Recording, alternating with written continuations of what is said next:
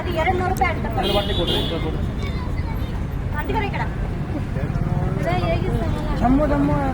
ಎಬ್ಬು ದಮ್ಮಿಗೆ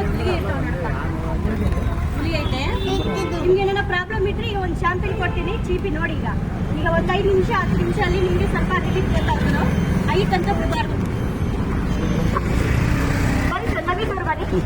100 ರೂಪಾಯಿ ಇರಂಗಿಲ್ಲ, 200 ರೂಪಾಯಿ ಆಗ್ತದೆ. ಇದು ಬರ್ತದೆ. ಕೆಮ್ಮು ದಮ್ಮು ಗ್ಯಾಸು ಕಫ ಪಿತ್ತ ಇರ್ತದೆ, ಬಾತ್ರೂಮ್ ಕ್ಲೀನ್ ಇಲ್ಲ, ಊಟ ಮಾಡಿದ್ರೆ ಜೀರ್ಣ ಆಗಿಲ್ಲ, ಹಸು ಆಗಿಲ್ಲ. ಈಗ ಚೀಪ್ ಈಗ ಅದನ್ನು ಕಮ್ಮಿ ಆಗುತ್ತೆ.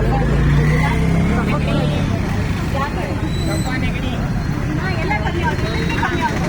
ಕಫ ಪಿತ್ತ ಬಾತ್ರೂಮ್ ಇಲ್ಲ, ಊಟ ಮಾಡಿದ್ರೆ ಜೀರ್ಣ ಆಗಿಲ್ಲ, ಹಸು ಆಗಿಲ್ಲ, ಅದಕ್ಕೆಲ್ಲ ವರ್ತ ಮಾಡಿ.